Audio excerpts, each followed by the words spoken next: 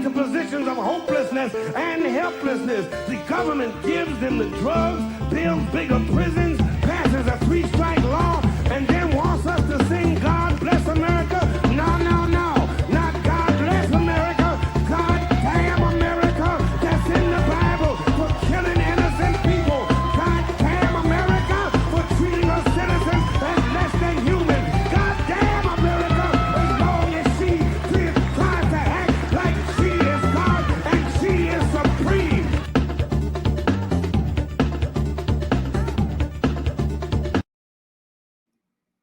Was that the first time you saw the intro? Yeah, wow. I feel like I'm on a real TV show. You're not, but it's good that it feels that way. It goes hard. I saw you like grin, like wow, like you were making wow faces in the in the recording app at it. Like, oh. I was not expecting that. A listener made it. Thank you. Shouts out to his family. Hello, everyone. We gotta step up our game. You guys do everything else better than us. You gotta just get that guy to make you a video. Hi everyone. Hi everyone. I'm Jake. This is Jake Flores. This is Pod Damn America, the Gothic Socialist podcast for the stupid children and Murray. And hello. Well, joining me today is our friend Jamie Peck from Party Girls. Welcome back to the show. Hello. It's so nice to be here. Make a cool face for the 100-ish people who watch us on YouTube. Actually, I think we're doing better on YouTube these days. Mostly a podcast, but we're doing video shit. If you're a video person, check it out. So we're gonna talk about a book that I read kind of because you were talking about. It's this is an interesting podcast for me to do because I already did a podcast about this 5 years ago. We interviewed Kim Stanley Robinson, the science fiction author who we'll be discussing today on the show. And I think Alex Patak had read his latest, and I hadn't, and I didn't really know him that well. So I learned about him from doing the podcast, and I read about him and stuff, and I listened to interviews he did. And then I finally got around to reading the book now, because you were talking about it. And so I feel weird. I feel like I'm revealing that I didn't read the book for that episode, but you can't read everything when you're interviewing people constantly. So I have a lot of books from people who have been guests that it goes in a stack, and then years later I fucking get through it or whatever. But I thought it would be interesting to talk about because the ideas at play are still very much in play, and we've kind of been talking about the stuff he talks about in this book and stuff. So yeah, for anyone else who either has read Ministry for the Future or hasn't, we're going to talk about it, spoil a little bit of it, I guess, but more importantly, talk about the implications. I'm so ready. So you read this recently, right? Mm-hmm. Yeah, unlike you, I actually finished it before I interviewed him about it. We're a 3-person podcast. It's like I was just like, I'm also here. Sometimes that happens where you're just also there and you're like, I'm gonna do jokes for this one or whatever. But I read it now. So Stan, come back on the show. I remember him. He goes by Stan for short. Stan the man. But man, okay, so I was immediately kind of, this is a weird arc because I was fascinated by his point of view before I read his stuff, and I could kind of get a picture of what his books were kind of be about and what they were like, and it was what I expected. I was not disappointed in that respect. One of my favorite things I've ever heard anyone say, and I think it was on your show, or I was on your old show. I don't know. I listened to a few different interviews with him, but he had a take on storytelling that I think about and I say all the time, which is the novel is a bourgeois form.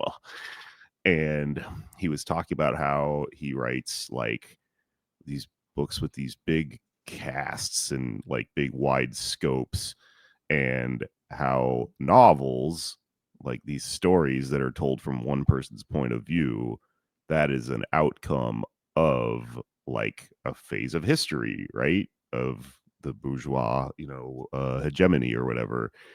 And I think about that all the time because we always think about the content of stories being the point or whatever, but the form, that's very interesting. Like, why are you telling a story that's shaped this way to begin with? It's because we're living in bourgeois world where everyone is like the protagonist of their own, little story, and everyone's the main character of reality as an individual. And what he's doing is kind of fucking with that a little bit and tweaking it and going, maybe we shouldn't think about things that way. So he tells the story a little different. And I think that's really interesting. I don't think I like agree with everything we're about to talk about. Like as we pick through them, some of his stuff is good. Some of what he's doing, I agree with, and some of it I don't. Artistically, I think I really like it. I like what he's done here. Except for the chapter that was based. There's a chapter in this book that is a poem told from the point of view of a Bitcoin, and I almost put it down. I forgot about that. Well, he was like, "Man, Stan, you almost lost me with that one. That is insane." But he's gone on the record, by the way, saying that he wishes he had never written about crypto. Really? Yeah. Interesting. Okay. Well, he seems like a smart guy. So it seems like he really works through ideas instead of just jumping on a bandwagon and going, "Oh, fuck that. That's bad," or whatever. Like he really wrestles with stuff. And this, I guess, was him wrestling with cryptocurrency. That's very interesting. It was very surprising to hear how central cryptocurrency is to his vision of how to like fix like the environment, given that it's one of the main things people talk about with it is how destructive it is to the environment. But anyways, let's start off by talking a little bit about generally what this book is, what Kim Stan's whole deal is, etc.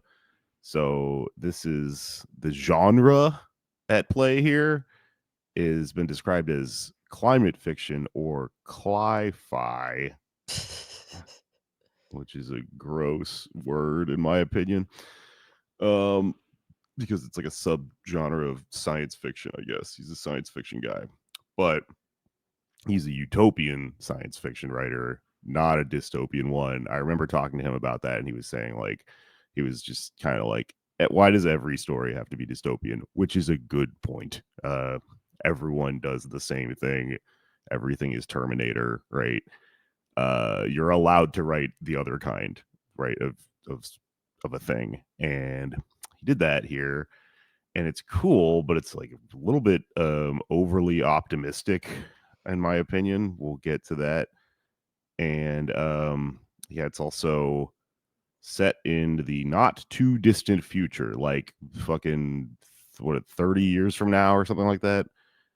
And there's been a little bit of speculation about him using this specific method, like instead of writing about a utopian society way far in the future where everything is, Star Trek or whatever, everything is in beautiful, glowing, whatever futuristic stuff. This is referred to as the bridge time. Like he's writing a story that's like, no, here's how we get to that. That's very interesting.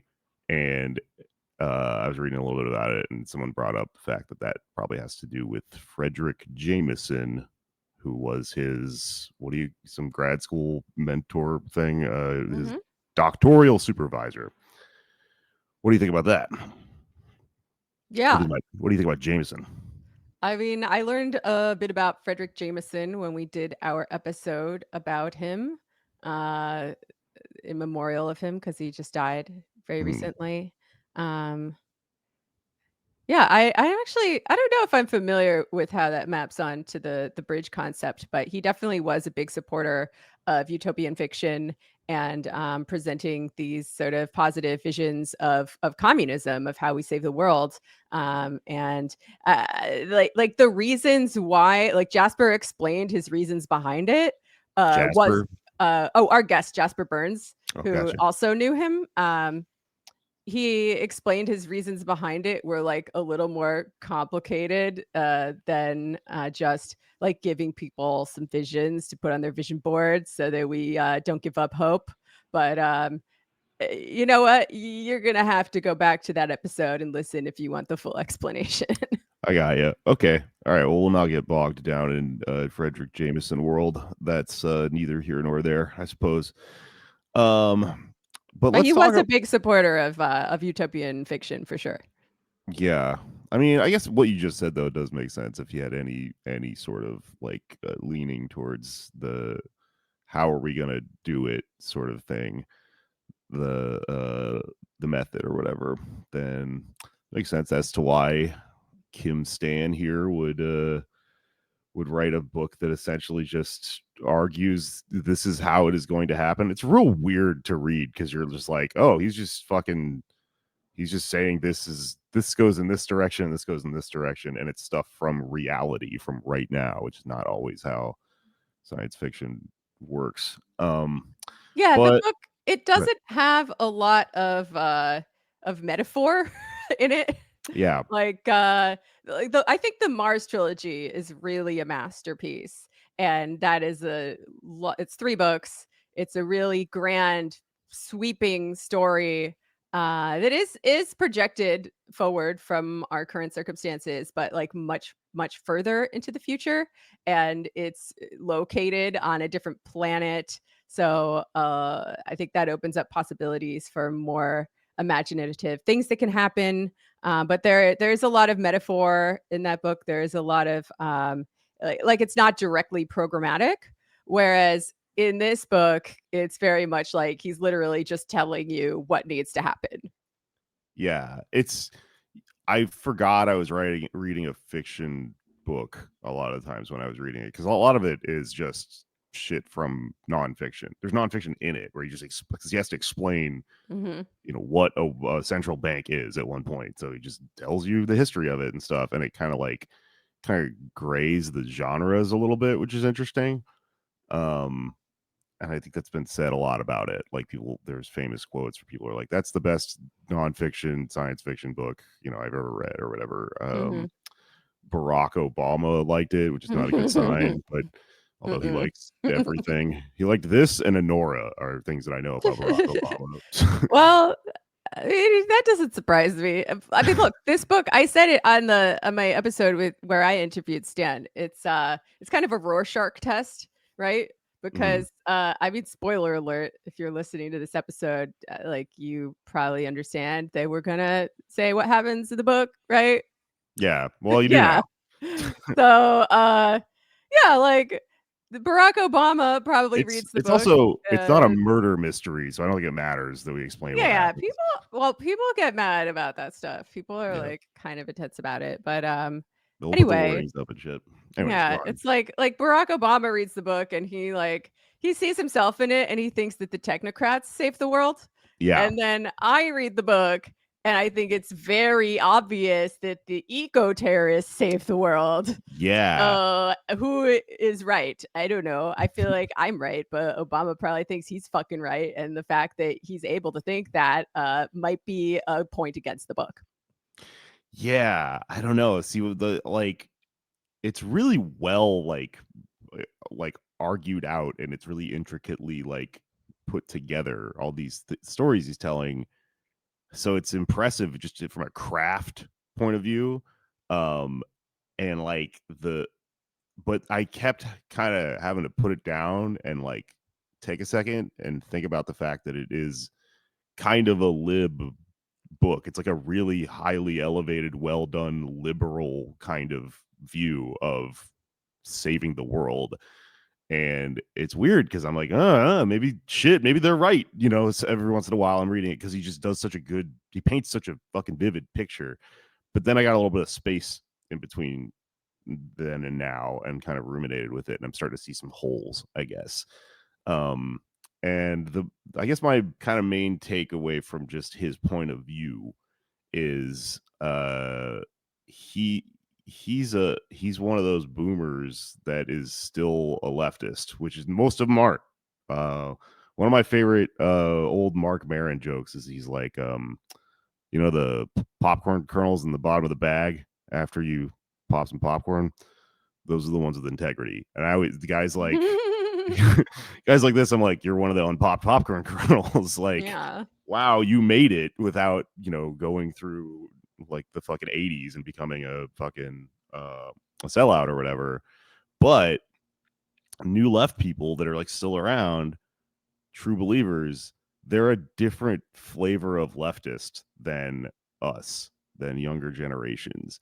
And something that it's always been really interesting to me talking about stuff with those people is that they're way more optimistic than us, and they're way less antagonistic than us. Like, we kind of grew up with to me, I feel like I grew up with, you know, like a false world that was, you know, presented to me, and then had a moment of awakening where you sort of go, oh shit, like that was bullshit, and now I'm really mad at the fucking thing that cast the illusion.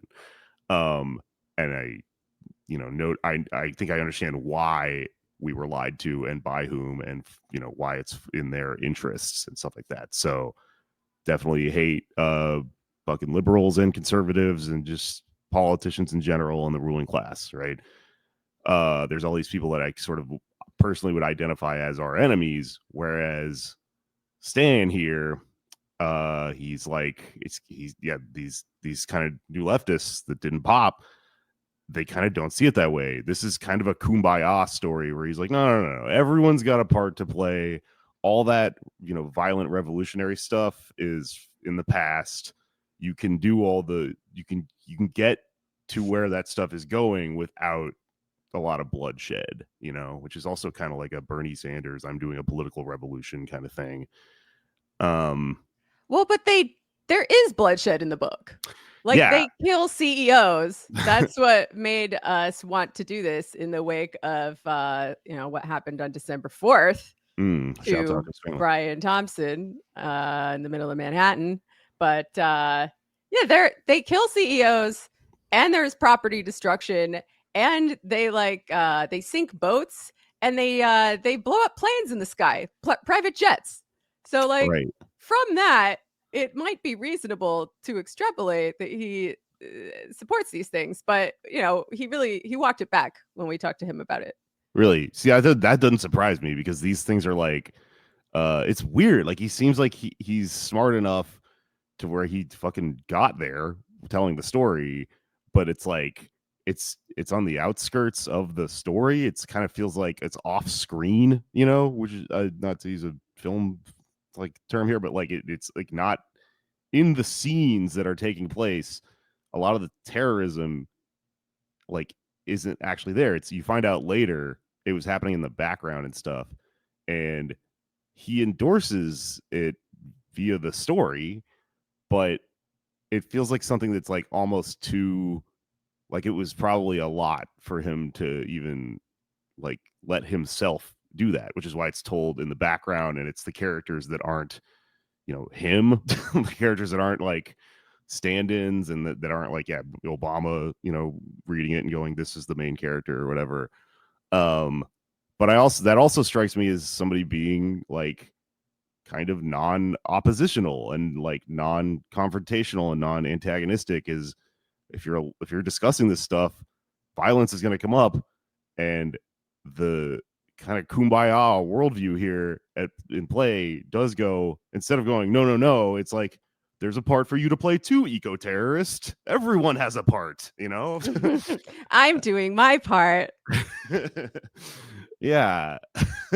So it kind of, that like logic kind of folds back on itself, where it goes like, it doesn't turn into a fucking like a violence never solved anything argument, which is just, you know, when you hear that, that's just the fucking people with a monopoly on power trying to keep their monopoly on power. That's what you tell colonized subjects and stuff like that. So he's not a full-on lib. He doesn't turn into that and just sort of like start mimicking the status quo's rhetoric or whatever. It happens in this interesting way where it's like, what if like technocrats and terrorists got along? You know, we all want the same thing.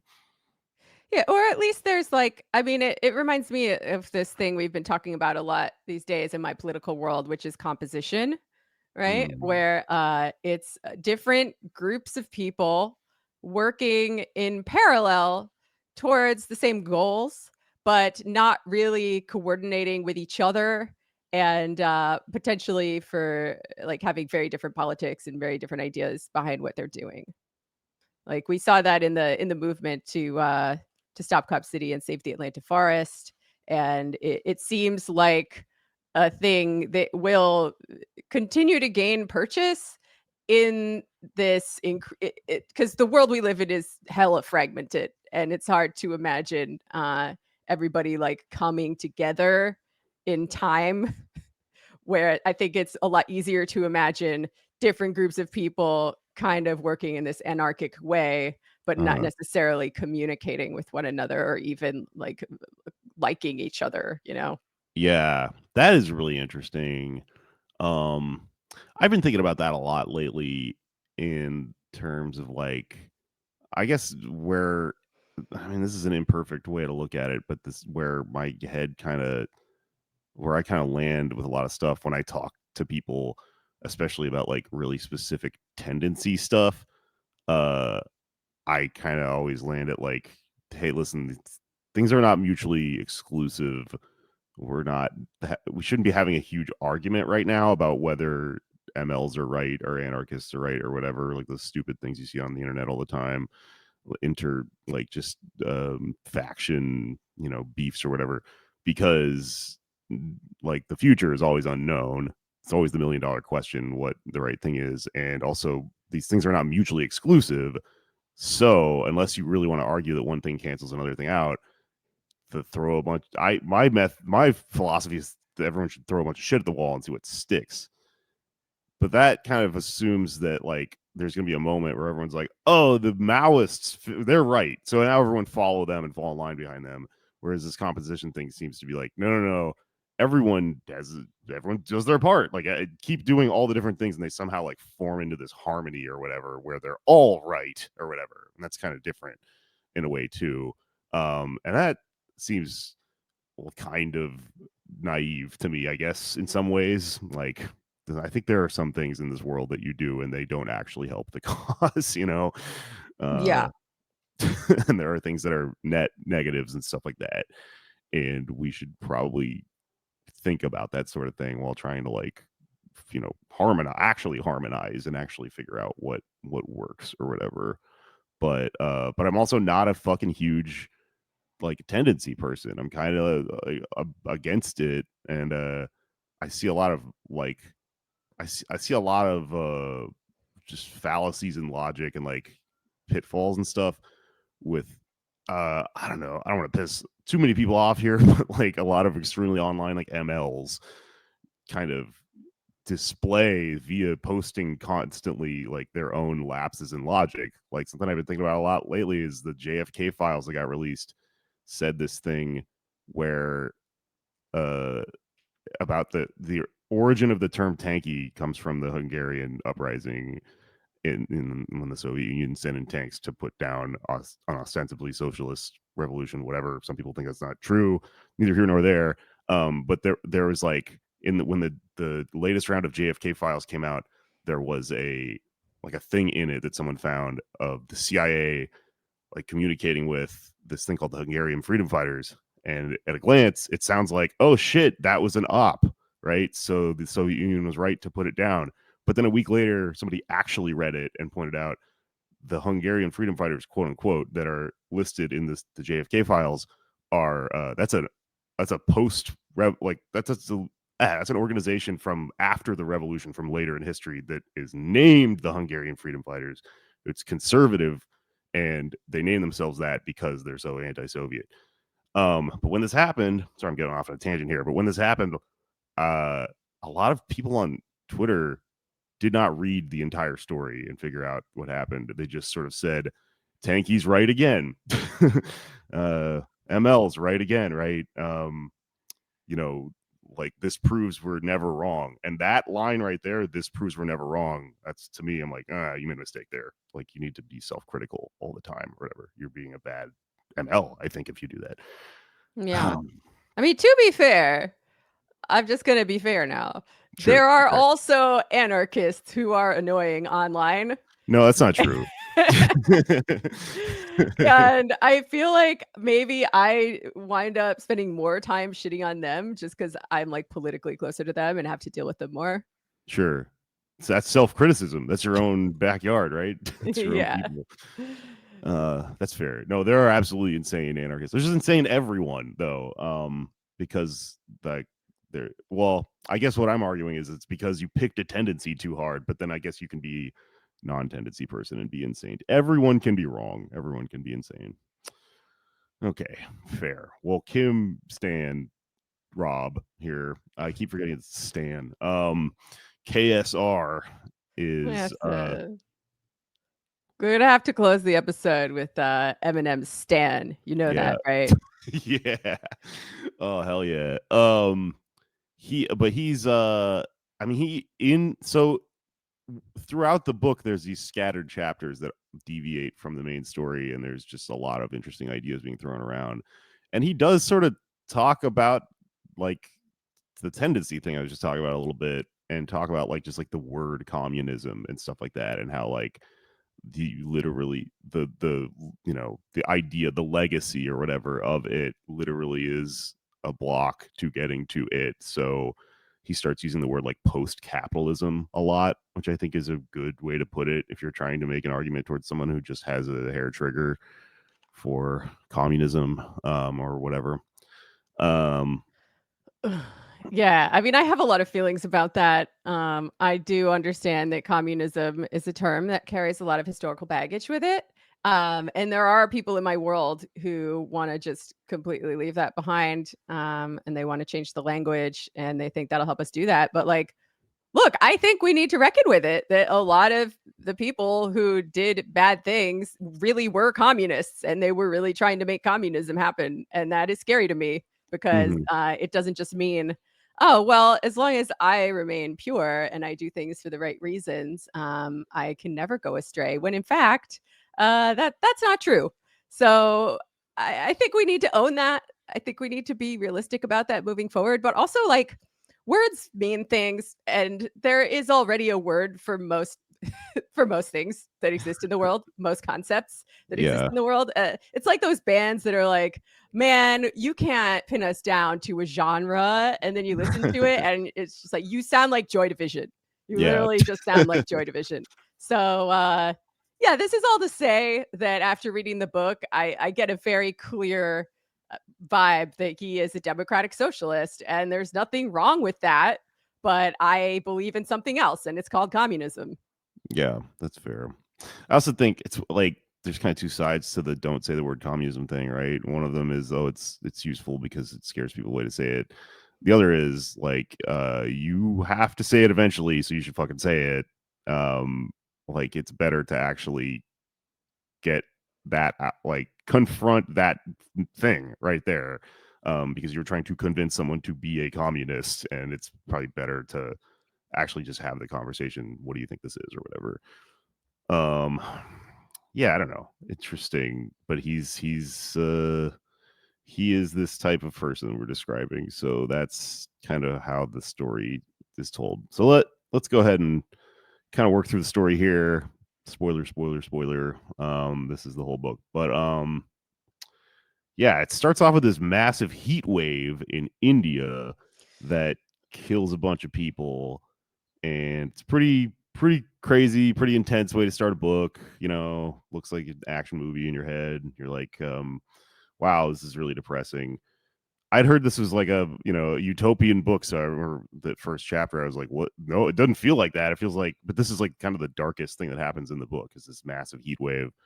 A bunch of people die. There's, you know, crime and stuff because of all the like poverty and fallout from it. And there's this guy named Frank May who is working as an aid worker there, and he goes through it real hard. And then after this, like, India starts to respond to having its own huge, you know, 9/11-y type thing, a huge crisis that's central to its own state and stuff. So they start doing stuff like using the Air Force to drop like reflecty stuff in the sky, which I guess is a thing that you can do to like lower the heat that comes from the sun, stuff like that. There's all this interesting stuff in this book that's like from real science, I'm sure.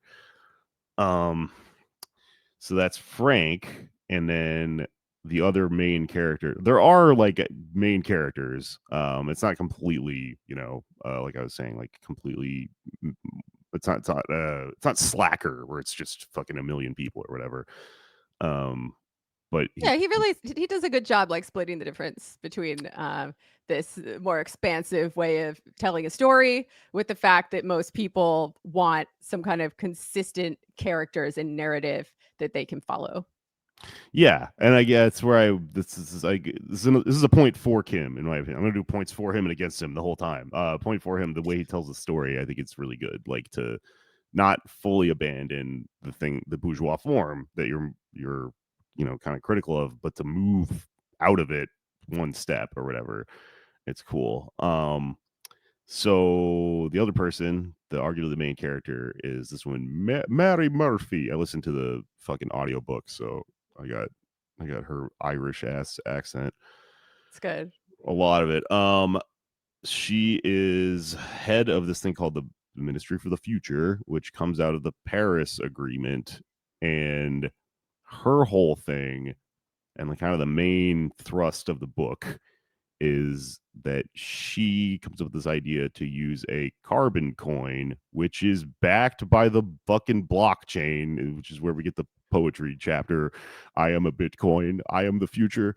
But the carbon coin thing is like, the idea is that she approaches all of the like leaders of the central banks of the world and tries to get them in one room, and is like, I got to get them all to sign on to this thing that's going to create like a global currency that resolves all these problems. Because the carbon coin is a coin that like is doled out like a bond or whatever, for reducing carbon, thus creating an incentive to get off of carbon and to do green stuff or whatever.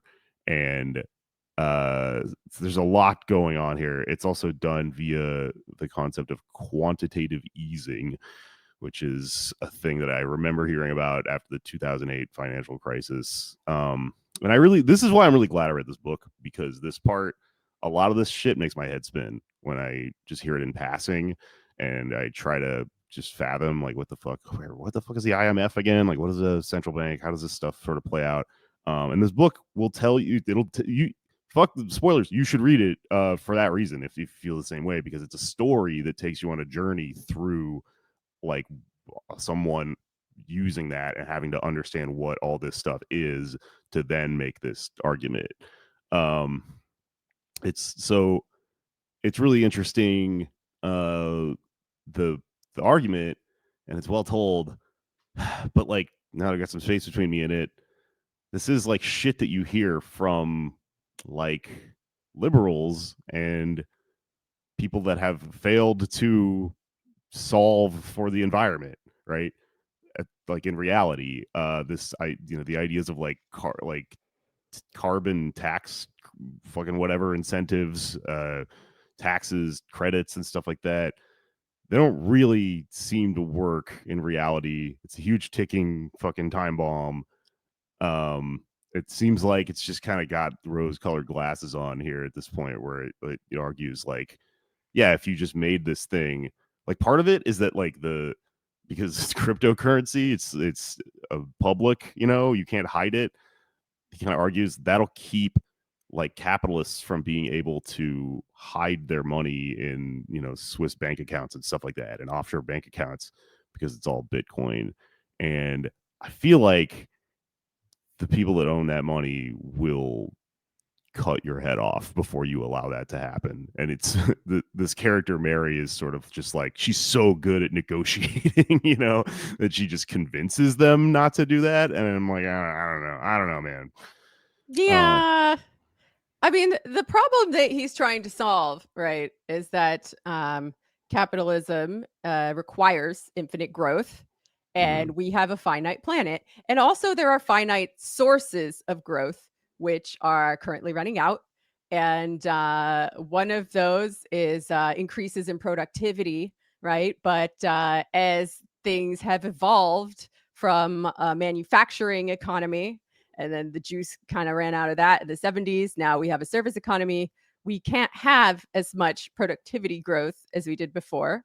Um, the amount of productivity you can squeeze out of a worker isn't really going to change that much if you're talking about service work or care work over time.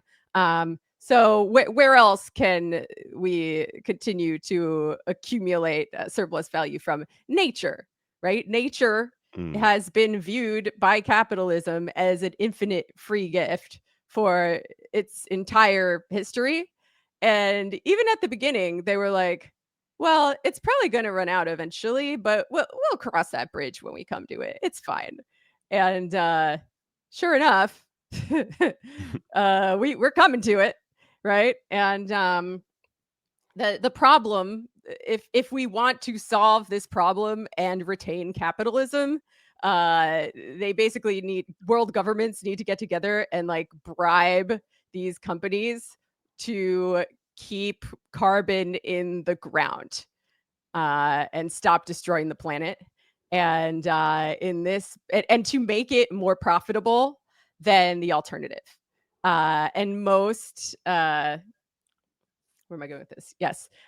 In this book, it works, but I'm really, really skeptical as to whether it would work in real life, especially considering the current rate of non-growth in the major world economies. Yeah, I feel like I started to get kind of mad at the book when I was like, this is bullshit. And then that's when I remembered it's a fiction book. And you're like, okay, you're allowed to write a fiction book where you go, what if this happened? It's just that it seems to be implying that it's like it's kind of endorsing like a certain type of politics in doing so, I think. I'd Yeah, argue here. it definitely it feels very programmatic. I mean, selectively so, right? Because then you ask about the eco terrorists, and he's like, it's fiction. It's just a story. But then you ask about certain other things in the book, and he's like, oh yeah, that's exactly what we need to do. And you're like, okay, well, still pretty based for a boomer. Like, I'm impressed that made it in there, but then he starts talking to us about how we just need to elect more AOCs, more politicians like AOC and Bernie Sanders, and that's how we do democratic socialism. And I just don't agree with that. Yeah. It's like it's weird because if I was just if I was just reading a thing that I knew was written by a fucking liberal, just a flat out liberal, I'd just be like, you're wrong, you're dumb. But the ideas that we're talking about in the left and communism and things like that are considered in the book. It's just they're worked around or whatever. But ultimately, all of this clever like policy stuff where you're like incentivizing this or that and creating taxes and stuff like that, carbon taxes or whatever. And I mean, that's what people are trying to do right now, and it doesn't resolve the growth thing you're talking about. I felt like I was talking to somebody reading this book, like when I was reading it, I felt like they're saying we're close to the bottom of the bag, we should call the guy, and I'm like, no, we have to quit this drug. That's what communism is quitting the drug. Like, there's no more, eventually there's no more, we're gonna run out of money, right? If you follow my metaphor, everyone. Like, you can't just keep looking for new ways to feed the fucking infinite growth machine. That's the whole point of all this. And like, the environment is a really good way to understand that, because communism itself, reading Marx and stuff like that, can seem kind of like abstract in certain ways. It kind of can seem like just like an economic argument, if at a broad look or whatever. But like, the environment really is a fucking conversation ender when you're trying to really have this argument and talk to someone and convince them, no, you need to like abandon liberal politics and be a fucking communist. it's literally going to destroy the finite thing that we live on, and soon, arguably, like in ways that are, portrayed in the book, like this massive heat wave or whatever. So the fact that can be talked about and then not really, not really confronted for what it is what makes this a science fiction book. Cli-fi, rather. Yeah. Well, I mean, I think it hinges on the fact that, like a lot of people, he really thinks that we don't have time to wait to transition from one world system to the next. Like, if we can't solve climate change under the current political economic order, then we're just fucked and everyone's going to die, Whereas I think the difference between his political world and mine, and probably yours as well, is that we think it is less realistic that we might end up solving climate change under the current political economic order.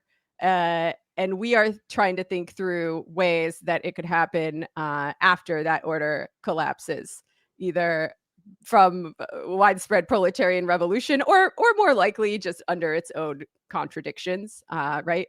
And just because it's collapsing doesn't mean that we're gonna have communism either. like I think we're seeing the beginning of the collapse right now, probably.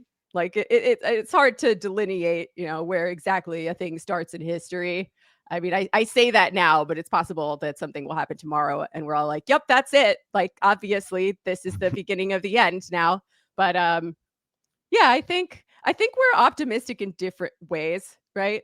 Because Yeah, that's to true. him, if I came up to him and said, "Well, I don't think we're going to solve this under the current political and economic order," he'd be like, "Well, that's really pessimistic." But Yeah, I'm like, "No, actually, a lot of the things I fuck with, and there are some books that I really wanted to recommend to him that I like. I'm like, who am I to like recommend a book to Stan? But like, I think it really would be cool to see what he makes of it. We talked about a book called Lifehouse on our podcast recently. We had the author on. That's really all about how to essentially do disaster communism amid collapse. How to take these practical measures, right? It's presented in a very very pragmatic, less political, less ideological way, as well as the zine Inhabit, which definitely has shortcomings, but is also somewhat stripped of politics and ideology. Although most of the people who fuck with it are probably ultra leftists, like anarchists and anti-state communists, as well as the book by Michelle O'Brien and Iman Abdulhadi, Everything for Everyone, an oral history of the New York Commune, some range of years into the future. And that's a fiction book. That's a speculative fiction book, but it's in some ways, I think, in conversation with this one, because it is a vision of communization that occurs after or amid the collapse of the current political economic order, wherein the practical measures that people take in order to keep ourselves alive just are communism, and communism being used as a verb as much as a noun in this instance. Interesting. What if you recommended the book Lifehouse to him and he misunderstood and listened to the band Lifehouse and then never talked to you again? I mean, it's possible. Remember them? You want Vaguely. to take my picture or something? I don't. I had to Google them to be sure that was what I was thinking of when you said that. But I agree with everything else you just said. So let's talk about the story a little bit more. So there's another plot line. Right. I jumped ahead. I'm so bad. No, that's allowed. I saw the clock ticking up and I'm like, well, we got to talk about it somewhere. No, you're allowed to do that. It's perfect. We're not actually recapping the book. We're just using it for starting off points. So no points deducted from Team Jamie. Yay. So there's another plot line that takes place in the book that's like in Antarctica. It's a bunch of scientists just working on like fucking how to put a giant band-aid on the glacier down there and shit that's gonna melt and fuck everything up. One of them is named Pete Griffin, and I remember when we interviewed him, Alex Patak asked him about that, and it Oh my god. became very clear that he does not know what Family Guy is, and that's why he That's wrote fine. it. Yeah, that's probably good. I don't know. This is my least favorite plot line because they never found the thing, which is what's supposed to happen when you go to Antarctica. Yeah, what the And fuck? that would have been cool if the book just ended that way. And also because it was like, yeah, it was just sort of like a band-aid. It was just like, I mean, it was sort of about that. Like arguments came up of like, hey, are we just moving stuff around? There's a lot of like talk about once you disincentivize the oil drilling people from drilling oil, we can use your pumps to pump the water out of the glaciers and stuff. It's fine, it's cool. It didn't really connect to the rest of the story. It was just a weird B plot. It was like when you're watching Seinfeld and there's like, oh, an Elaine plot. This one's not that good. That's the Yeah. the Antarctica one. This Frank. So Frank comes back, the guy from the heat wave. I want to talk about this a little bit. And he develops PTSD, and he kind of goes crazy, and he breaks into Mary's office, and he like does some terrorism, or he tries to threaten her into like into doing some shit, and then he like escapes, and his story becomes that he's riddled with PTSD, and that also terrorism becomes part of the plot. So I'll talk about the PTSD first. I think it's really interesting that Stan chose to weave in PTSD to the story. It seems like he's clearly taking these things that seem to be really prominent in politics and in conversations about where the world's at.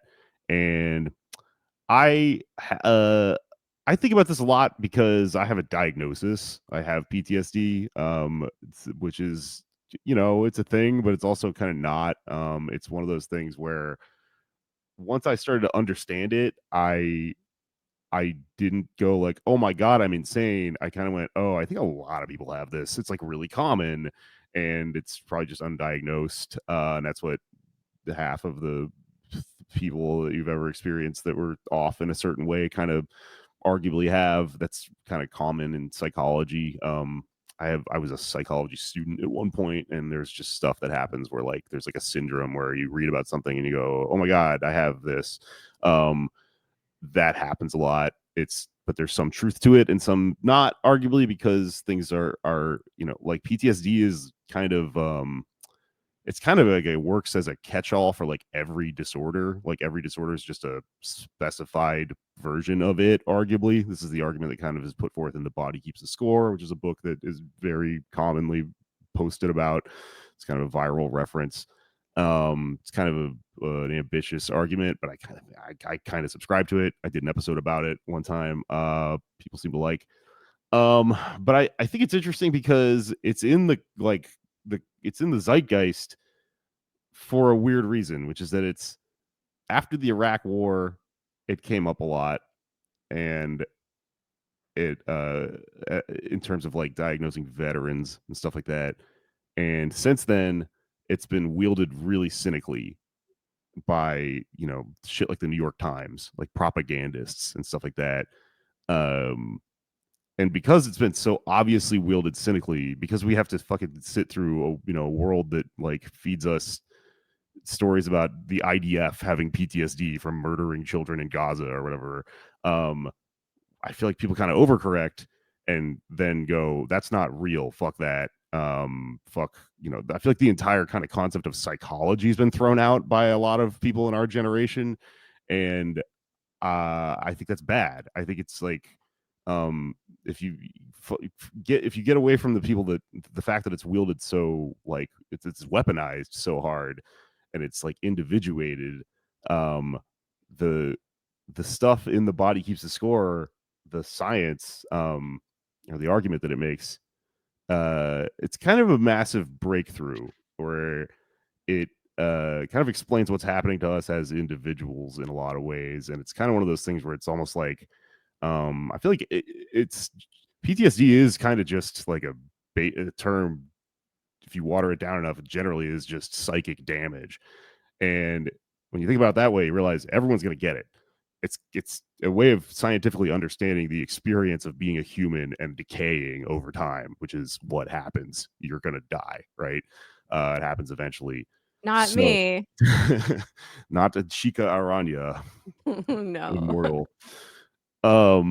But yeah, so the fact that there's a character that has it, I think it's interesting that it helps with the novel individuation stuff. But like what he's doing with the form is a point for Stan. By telling these stories, when it focuses on this individual character, Frank, it puts what it is to have an individual life in context with the greater human race, which is also what the story is about. So, spoiler alert again, eventually Frank dies, and it's not a story where the character dies and it's like really tragic. It's very sad, but it's not like, oh my god, Darth Vader cut his head off, and then now what are we gonna do? It kind of it pulls back, and you realize, oh, right, the point of the story is the human race and us collectively living as a species, and the individual experience is just like part of that or whatever. So point for Stan there. I think that was really well done. And yeah, and he also, the utopian sort of lens here works really well for that, because he's not treated as a mentally ill person as like complete lunatic, which is very common in storytelling. He's not a villain even. Mary kind of grows to like him. She kind of falls in love with him. And then he ends up getting like picked up. He escapes from his thing, but he ends up getting picked up and then put into like super woke European jail where they like let you go to the museum and stuff, or the library and shit all the time. And because that prison system is run that way, he recovers in a lot of ways. Not like fully, heal, but he like starts to kind of be able to live his life again. And I think he's, trying to say something there about fucking like the carceral system and prisons and stuff like that, which is good.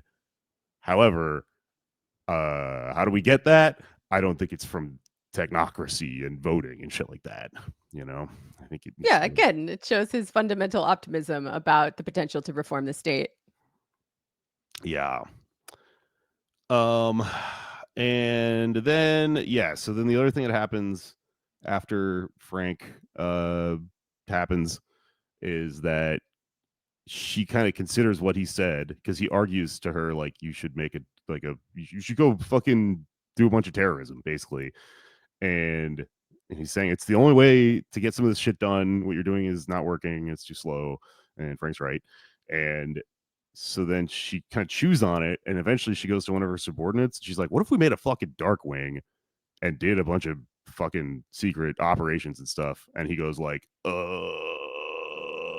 like she catches him. He's like, funny you bring that up. I'm kind of already doing that. And then you get these terrorism things that happen, like the part where a bunch of like Maoists take over a CEO convention and like do propaganda Davos, at them. or take over Davos. Oh yeah, Davos. It's really funny. So good. Yeah, it's told from the point of view of a CEO who's just like having a great time, and he's like, this is hilarious. They're not going to kill us. We're all going to, tell this story for the rest of our lives when we hang out and drink expensive whiskey and stuff like that. So that's like kind of, I don't know. The point of that, I guess, is kind of to show you that sometimes that sort of thing can be like ineffective or something. Again, this book is more based than the opinions that he espouses when he's talking on a podcast. Because the lesson of that chapter for me is you cannot re-educate these people. Yeah, totally. It doesn't mean that we have to kill them necessarily, but we have to take their power away by force. We're not going to like win a debate with them or whatever.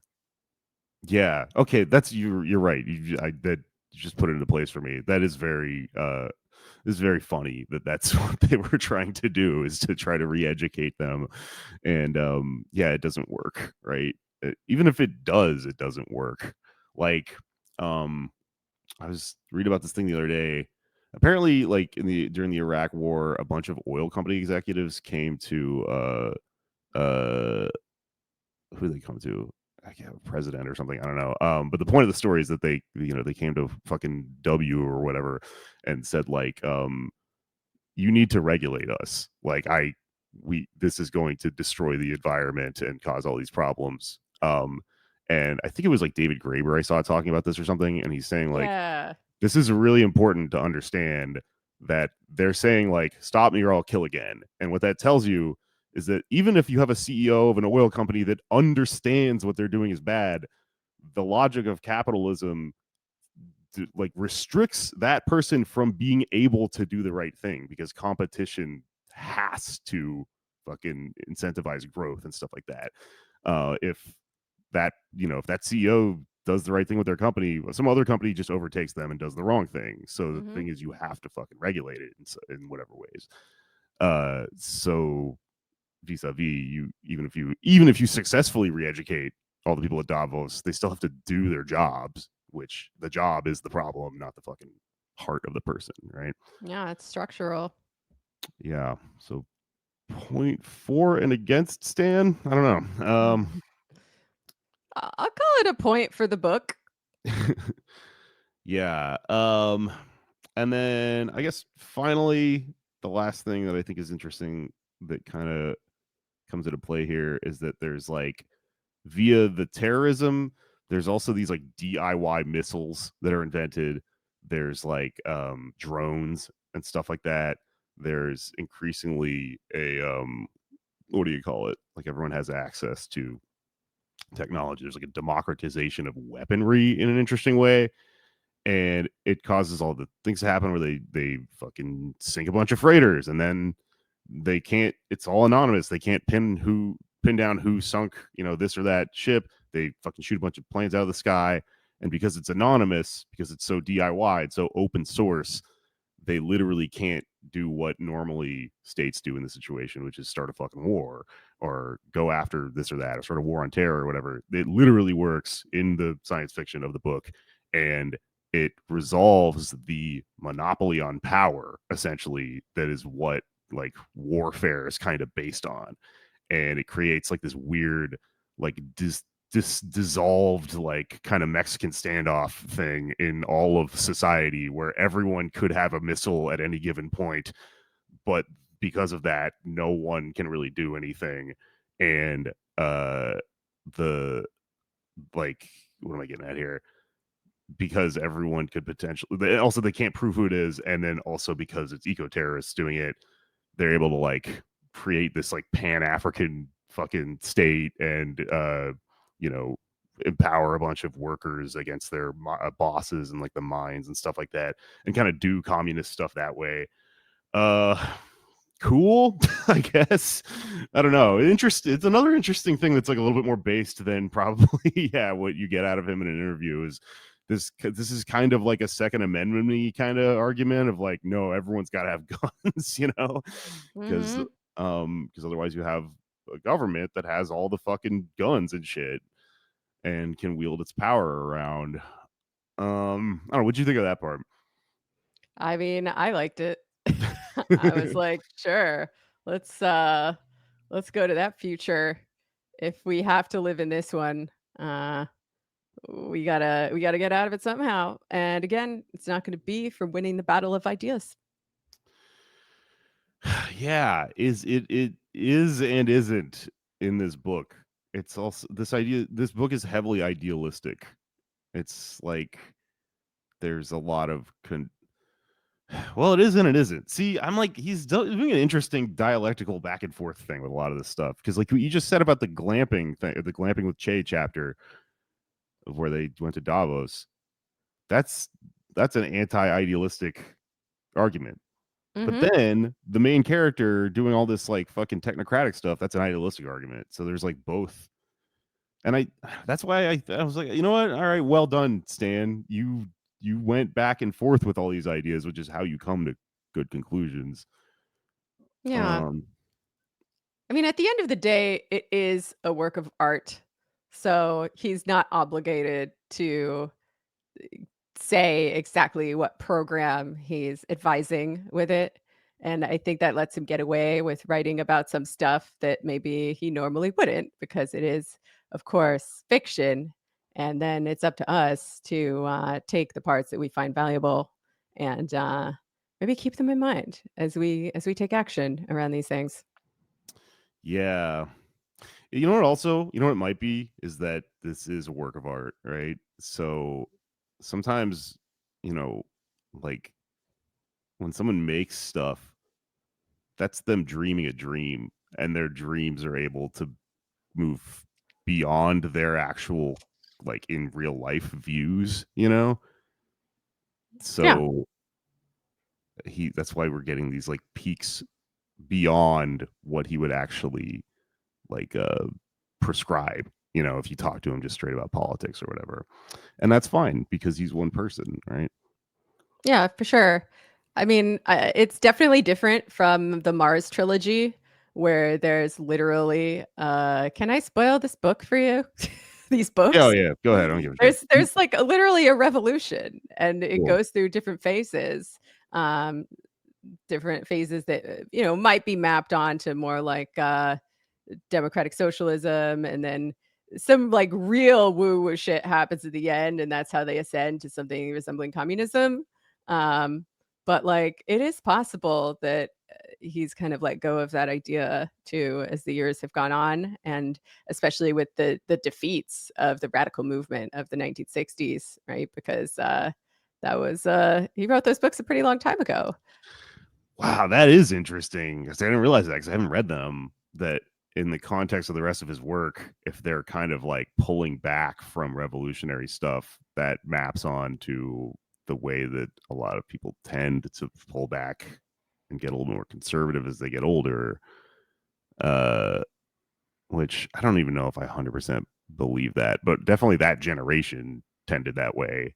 Yeah, I guess I would put it that way. Like generationally, that's true, especially of people from his generation. So that makes sense that there's like a drift there.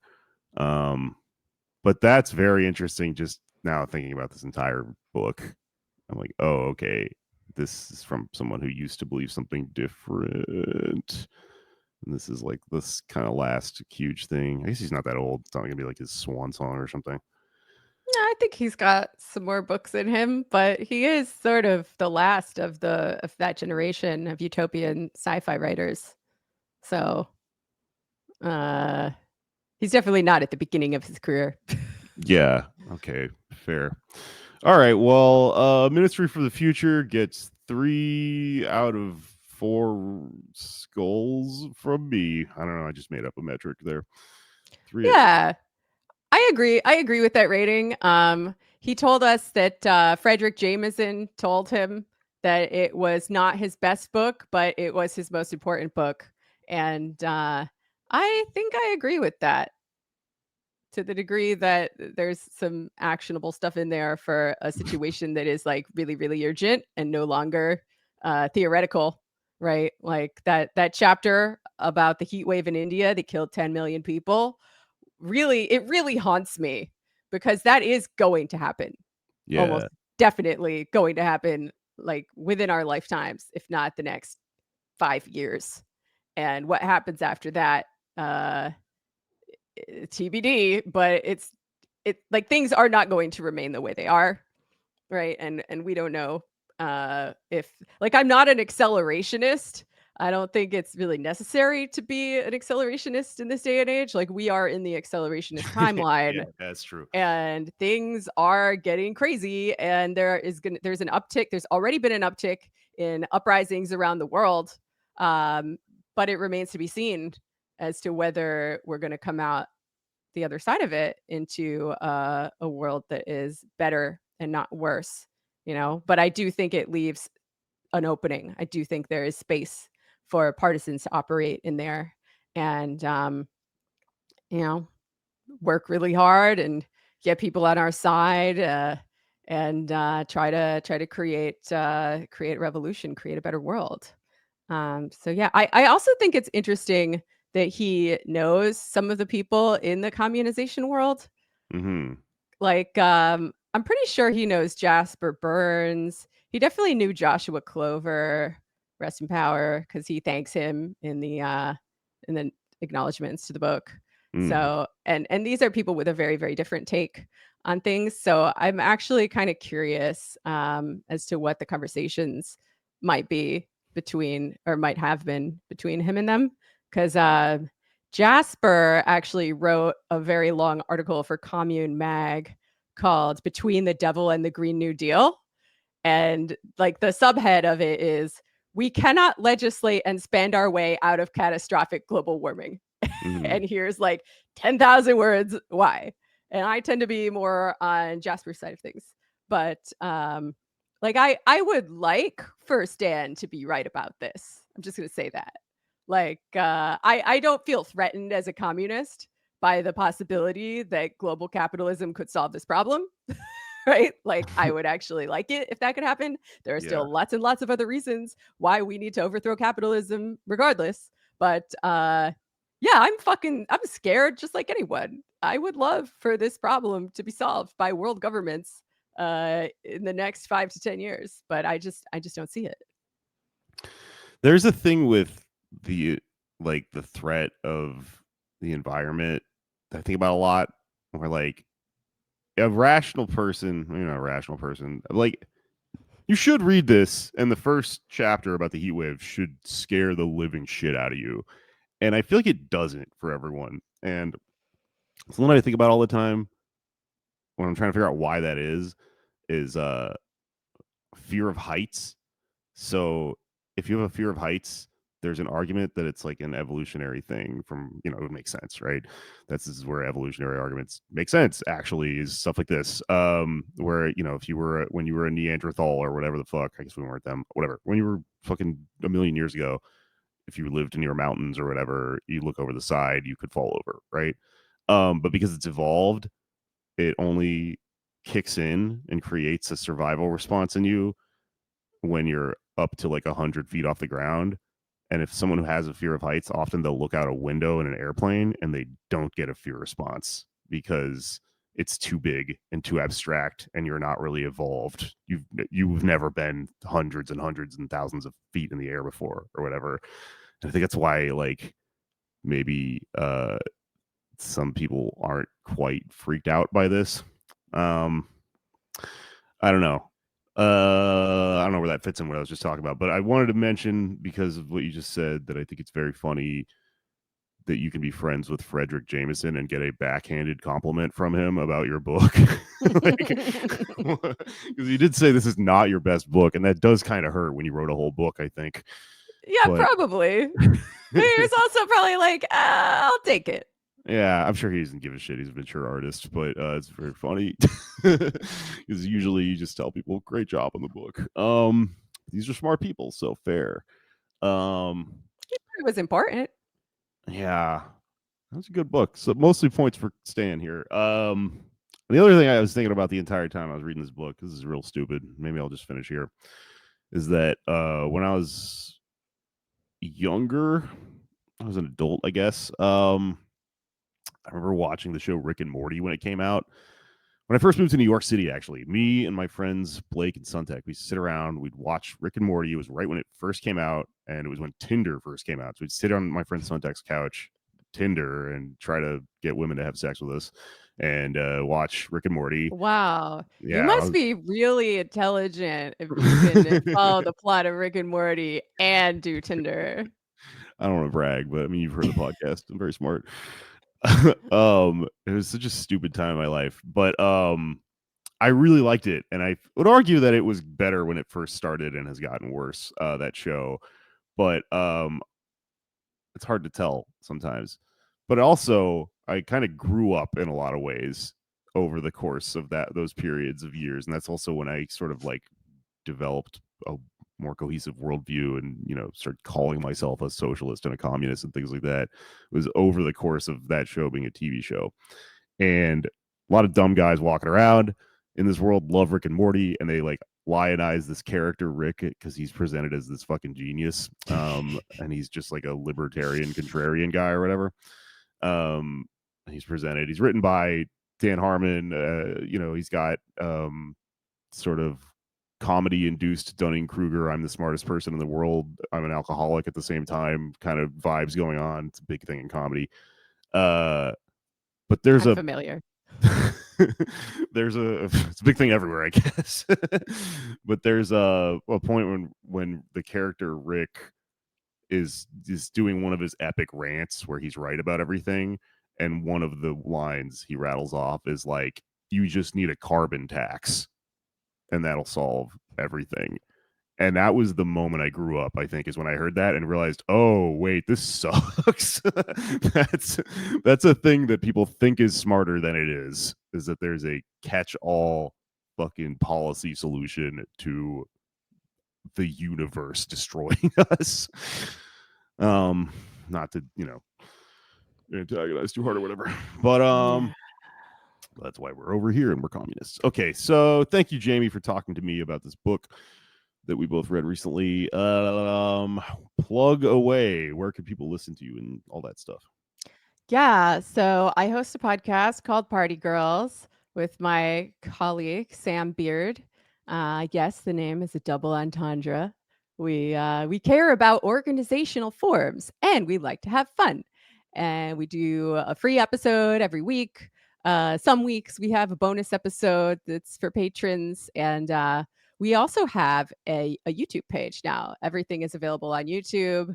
And if you're a patron and you'd rather get the bonus content in video form, you can join through YouTube. You can also join through Patreon, patreon.com/partygirls. Or if you just want the free episodes, you can type in Party Girls wherever you get your podcasts and it'll come right up. Cool. Listen to Party Girls, everyone. Great podcast. Really good episode we did about case for letting Malibu burn a while back when Malibu was burning. Hell yeah. If you enjoy this show, you should sign up for our damn Patreon. It is at patreon.com/poddamnamerica, and you get free bonus episodes. You get to hang out in our Discord and talk to us if you sign up for our Patreon. You can also get the bonus episodes on video back there, and you can watch us on YouTube, regular public episodes. And I think that's all I got to plug. I don't know. I'll be doing shows around LA at some point. Just keep an ear out. Okay. You want to say it? It's finished. It's finished.